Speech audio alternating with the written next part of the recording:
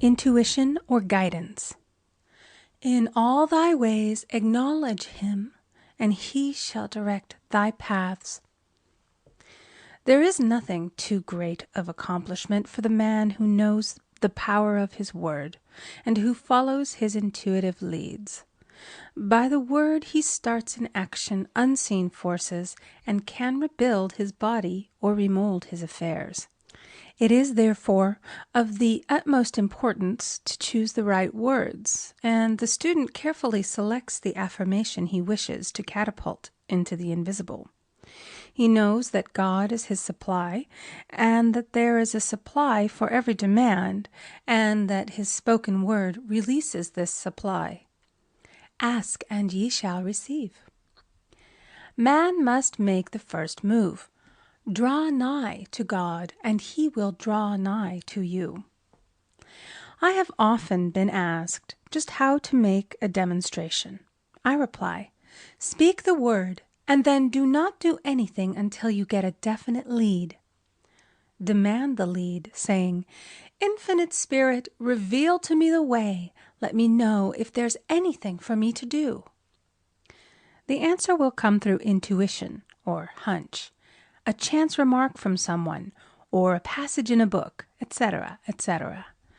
The answers are sometimes quite startling in their exactness. For example, a woman desired a large sum of money. She spoke the words, Infinite Spirit, open the way for my immediate supply.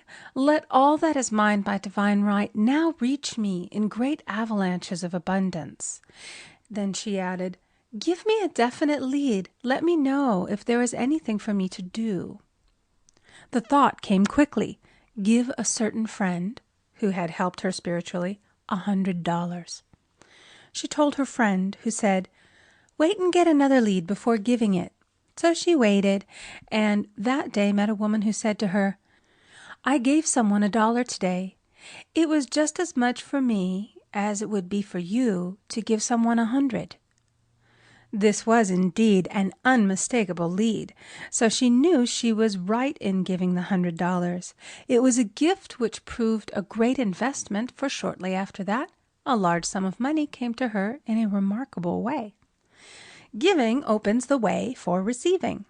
In order to create activity in finances, one should give. Tithing, or giving 1/10 of one's income, is an old Jewish custom and is sure to bring increase. Many of the richest men in the country have been tithers and have never known it to fail as an investment. The 10th part goes forth and returns blessed and multiplied, but the gift or tithe must be given with love and cheerfulness, for God loveth a cheerful giver. Bills should be paid cheerfully. All money should be sent forth fearlessly and with a blessing. This attitude of mind makes man master of money. It is his to obey, and his spoken word then opens vast reservoirs of wealth. Man himself limits his supply by his limited vision. Sometimes the student has a great realization of wealth, but is afraid to act. The vision and action must go hand in hand, as in the case of the man who bought the fur-lined overcoat. A woman came to me asking me to speak the word for a position. So I demanded, Infinite Spirit, open the way for this woman's right position. Never ask for just a position. Ask for the right position, the place already planned in divine mind, as it is the only one that will give satisfaction.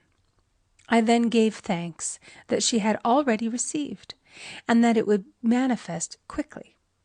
Very soon she had 3 positions offered her, 2 in New York and 1 in Palm Beach, and she did not know which one to choose. I said, ask for a definite lead. The time was almost up and was still undecided when one day she telephoned. When I woke up this morning, I could smell Palm Beach. She had been there before and knew its balmy fragrance. I replied, Well, if you can smell Palm Beach from here, it's certainly your lead. She accepted the position, and it proved a great success. Often one's lead comes at an unexpected time.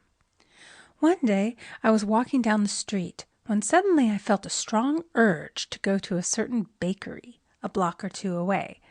The reasoning mind resisted, arguing, "There's nothing there that you want." However, I had learned not to reason, so I went to the bakery, looked at everything, and there was certainly nothing there that I wanted. But coming out, I encountered a woman I had thought of often and who was in great need of the help which I could give her. So often, one goes for one thing and finds another. Intuition is a spiritual faculty and does not explain, but simply points the way.